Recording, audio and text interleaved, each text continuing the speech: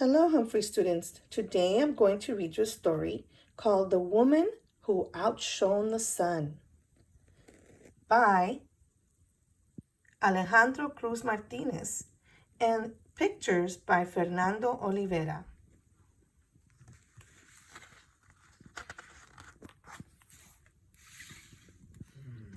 The day Lucia Centeno arrived, everyone in the village was astonished. No one knew where she came from. Yet they all saw that she was amazingly beautiful and that she brought thousands of dancing butterflies and brightly colored flowers on her skirts. She walked softly yet with quite dignity, her long unbraided hair flowing behind her. A loyal iguana walked at her side.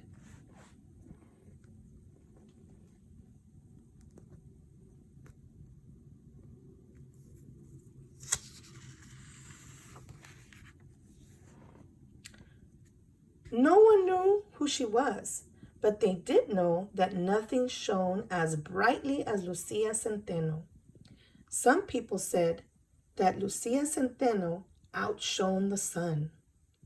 Others said that her glorious hair seemed to block out the light. Everyone felt a little afraid of someone so wonderful and yet so strange.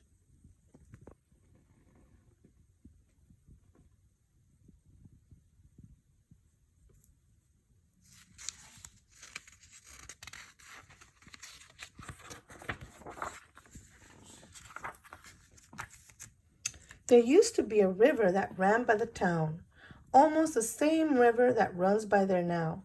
And people said that when Lucia Centeno went there to bathe, the river fell in love with her. The water rose from its bed and began to flow through her shining black hair.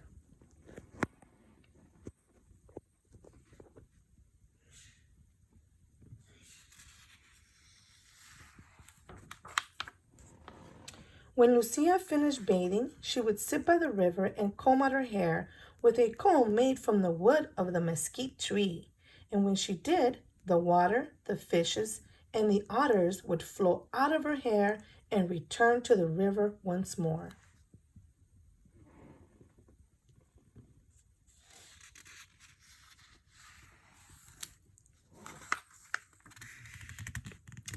The old people of the village said that although Lucia was different from them, she would be honored and treated with respect. She understood the ways of nature, they said. But some people did not listen to the elders. They were afraid of Lucia's powers, which they did not understand, and so they refused to answer Lucia's greetings or offer their friendship. They called her cruel names and spied on her day and night.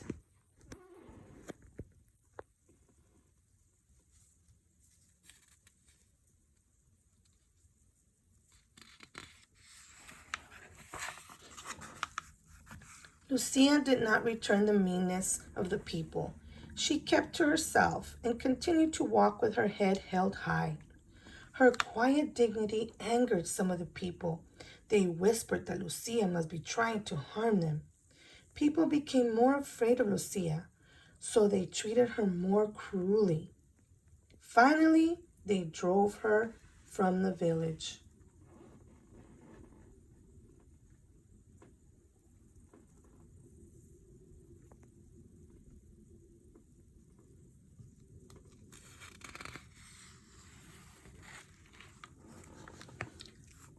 Lucia went to the river one last time to say goodbye.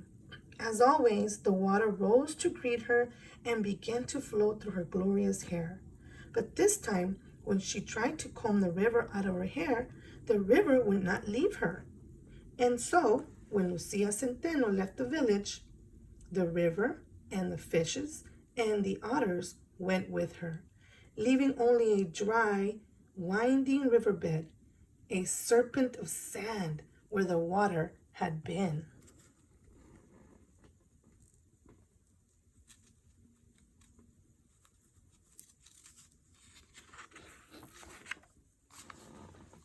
Everyone saw that Lucia Centeno was leaving, and that the river, the fishes, and the otters were living with her. The people were filled with despair. They had never imagined that their beautiful river would ever leave them, no matter what they did.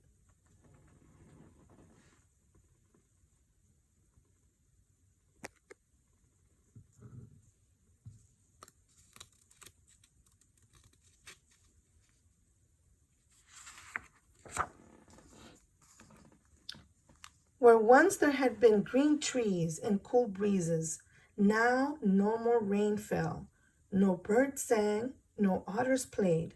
The people and their animals suffered from thirst. People began to understand, as never before, how much the river, the fishes, the otters, even the trees and birds had meant to the village. They began to understand how much the river had loved Lucia Centeno.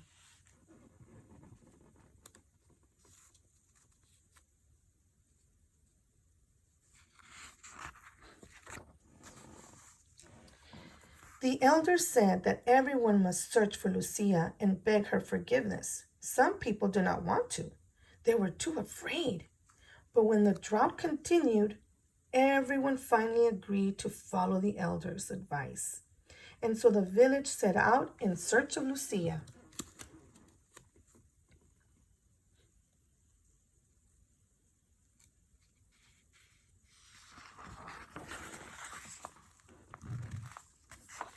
After many days of walking, the people found the iguana cave where Lucia had gone to seek refuge. Lucia was waiting for them, but they could not see her face. She had turned her back to the people. At first, no one dared say a word. Then two children called out, "Lucia, we have come to ask your forgiveness. Please have mercy on us and return our river."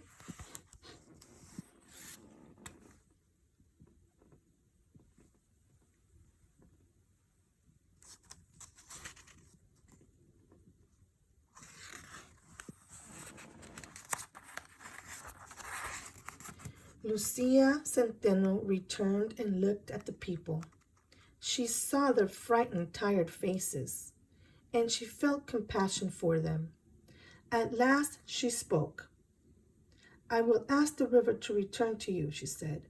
"But just as the river gives water to all who are thirsty, no matter who they are, so you must learn to treat everyone with kindness, even those who seem different from you." The people remembered how they had treated Lucia, and they hung their heads in shame.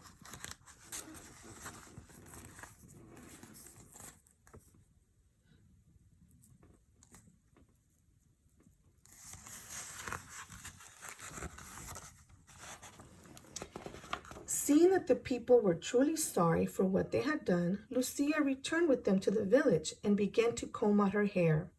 She combed out the water, she combed out the fishes, she combed out the otters, and she kept on combing until the river had returned once more to where it belonged.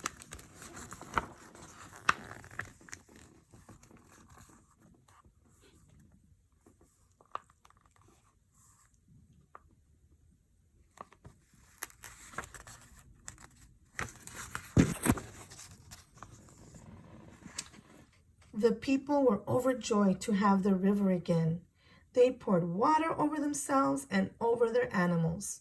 They jumped into the river and they laughed and cried with happiness.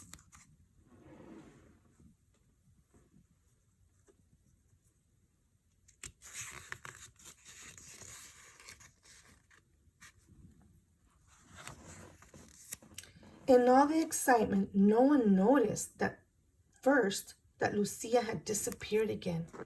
When the children asked the elders where she had gone, the elders replied that Lucia had not really left them. Though they would not be able to see her, she would always be there, guiding and protecting them, helping them to live with love and understanding in their hearts.